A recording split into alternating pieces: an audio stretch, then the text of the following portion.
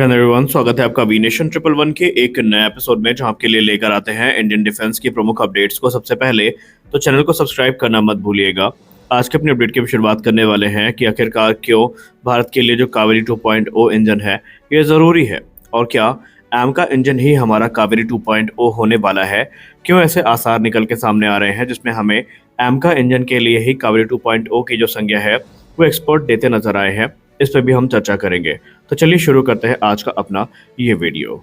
देखिए, पहले कावेरी 2.0 को समझने से पहले हमें उसकी नीड को समझना होगा, और क्या क्या ऐसे कारण रहे जिसके चलते भारत को ये इंजन विकसित करना पड़ा या करना पड़ रहा है, इसको भी समझना होगा। इसके लिए हमें चलना होगा कावेरी इंजन।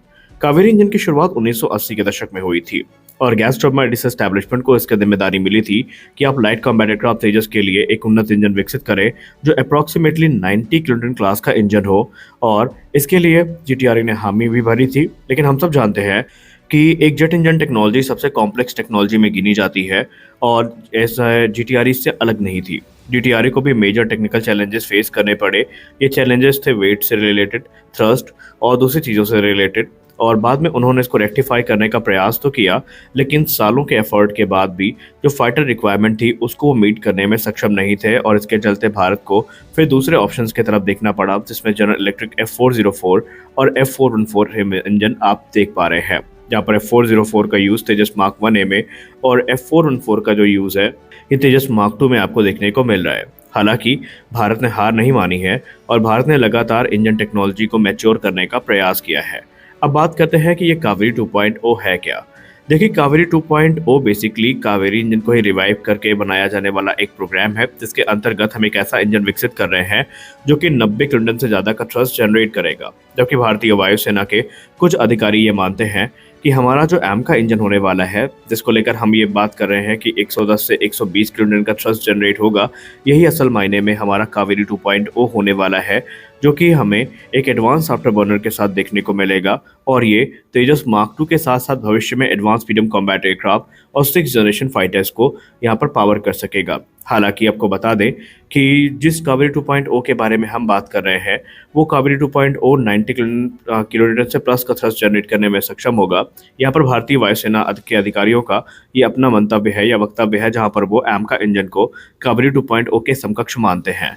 इसको इस प्रकार से बनाया जाएगा कि यह मॉड्यूलर डिज़ाइन में होगा, रिलायबल होगा और स्केलेबल टर्बोफैन इंजन होगा, और ये मैन्ड और अनमैन्ड कॉम्बैट प्लेटफॉर्म दोनों के लिए सूटेबल होने वाला है। अब सवाल ये उठता है कि ये इंजन हमारे लिए इतना इंपॉर्टेंट क्यों है। पहली चीज़ तो ये है कि ये हमें स्ट्रेटेजिक इंडिपेंडेंस देगा।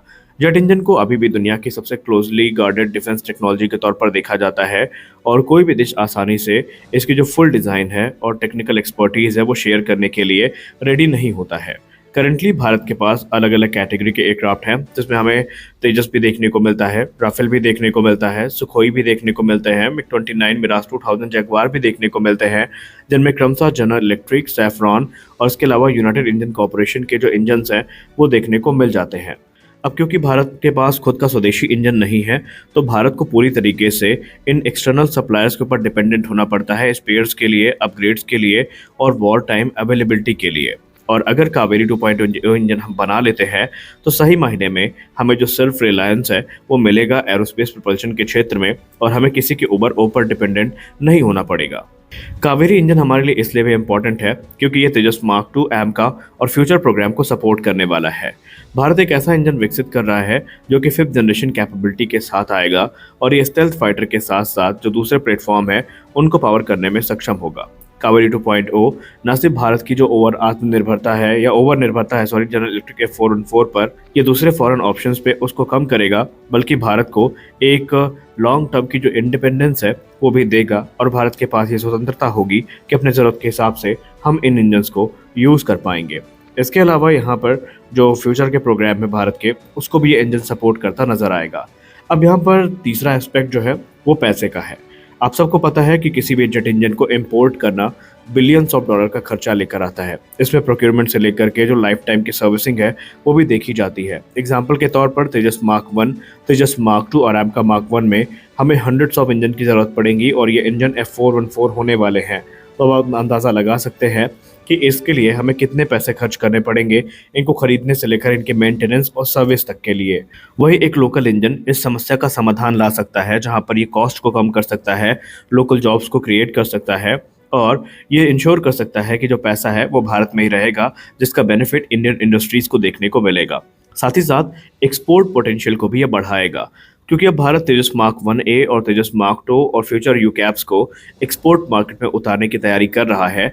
तो आपको पता ही है कि यहाँ पर जो इंजन है वो भूमिका काफ़ी महत्वपूर्ण निभाता है, क्योंकि अभी तक हमने जो भी केस देखा वो इंजन से रिलेटेड ही था, जहाँ पर फॉरेन कस्टमर अभी हेजिटेट कर रहे हैं क्योंकि भारत के पास जो इंजन की आईपी राइट्स हैं वो नहीं हैं और उन्हें इस बात का डर है कि अगर किसी विषम परिस्थिति में कोई भी दिक्कत आती है भारत और अमेरिका के बीच में, तो कहीं उनके एयरक्राफ्ट भी न चाहते हुए भी ग्राउंडेड ना हो जाएं और इसीलिए कोई भी फॉरेन कस्टमर इस समय प्लेटफॉर्म पर ज़्यादा रुचि नहीं दिखा रहा है। वही कावेरी 2.0 जैसे जो इंजन है, इनके आने के बाद भारत इस हर्डल को भी पार कर लेगा, क्योंकि भारत के पास बिना किसी रिस्ट्रिक्शन के खुद का इंजन होगा और भारत एक्सपोर्ट मार्केट में अपना राज कायम कर सकता है। और इसके साथ ही साथ ये हमें टेक्नोलॉजिकल लीप भी देंगे। कावेरी 2.0 को विकसित करने का सीधा मतलब ये है कि भारत एक ऐसी कॉम्प्लेक्स टेक्नोलॉजी को मास्टर कर लेगा जो हम दशकों से कोशिश कर रहे हैं। इसमें सिंगल क्रिस्टल टर्बाइन ब्लेड्स हो गई, एडवांस कूलिंग सिस्टम हो गए जो कि हाई टेम्परेचर पे काम करेंगे, full authority digital engine control हो गया जिसको आप फेडैक के नाम से जानते हैं, हाई प्रेशर कंप्रेशर हो गए और लो बाईपास रेशियो टर्बो फैंस हो गए। इन सारी टेक्नोलॉजीज़ को भारत मास्टर करेगा, जिसका सीधा मतलब ये है कि आने वाले भविष्य में इसका डुअल यूज़ भी हमें देखने को मिल सकता है, जहाँ पर मिलिट्री यूज़ के अलावा सिविल एविएशन में इसका यूज़ हो सकता है और इसका बेनिफिट भारत को निस्संदेह मिलेगा। और सबसे खास बात, स्वदेशी इंजन हमें एक वॉर टाइम रिलायबिलिटी देगा।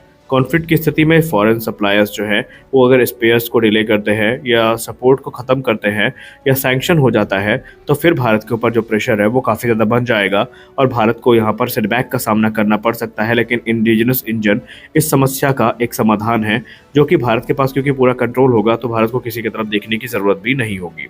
अब अगर हम करंट स्टेटस की बात करें कावेरी 2.0 की, तो अभी कावेरी इंजन सर्टिफिकेशन से गुजर रहा है जो कि ट्राई कावेरी इंजन है और उसके बाद ही कहा जा रहा है कावेरी 2.0 की शुरुआत होगी। लेकिन अगर हम भारतीय वायुसेना के अधिकारियों की बात माने जो कि एमका मार्क 2 इंजन को ही कावेरी 2.0 की संज्ञा देना शुरू कर चुके हैं, तो ये इंजन आज ही रक्षा मंत्री ने कहा है कि जितनी भी ज़रूरतें हैं वो हो चुकी हैं, जितनी भी तैयारियां हैं वो पूरी हो चुकी हैं, बस कॉन्ट्रैक्ट साइन होना है और इंजन का निर्माण शुरू हो जाएगा। इसका मतलब ये है कि इस वर्ष के अंत तक जो डील है वो फाइनलाइज कर ली जाएगी। लेकिन हम आशा करते हैं कि ये जो कावेरी 2.0 की खिचड़ी है ये बहुत कॉम्प्लेक्स ना हो, क्योंकि हम सबको पता है कि तेजस मार्क 2 के लिए भी हमें इंजन चाहिए। तो दो चीज़ें यहाँ पर हो सकती हैं।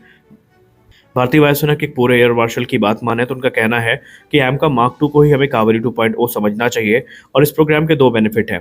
तेजस मार्क 2 को हम अपग्रेड के थ्रू ये इंजन दे सकते हैं क्योंकि डायमेंशन में ये F414 के समकक्ष होगा। राफेल को भी हम अपग्रेड के थ्रू ये इंजन दे सकते हैं और 120 किलोन्यूटन का इंजन हमें फ्यूचर प्रूफ रखेगा, यानी भविष्य में हमें किसी प्रकार की दिक्कत का सामना नहीं करना पड़ेगा। तो आई होप आप समझ चुके होंगे कि स्वदेशी इंजन हमारे लिए क्यों इंपॉर्टेंट है। आपको क्या लगता है, कावेरी 2.0 और एम का इंजन अलग होने चाहिए या एक ही इंजन पे अब हमें फोकस करना चाहिए, वो होगा 120 किलोटन का इंजन? कमेंट सेक्शन में ज़रूर बताएं।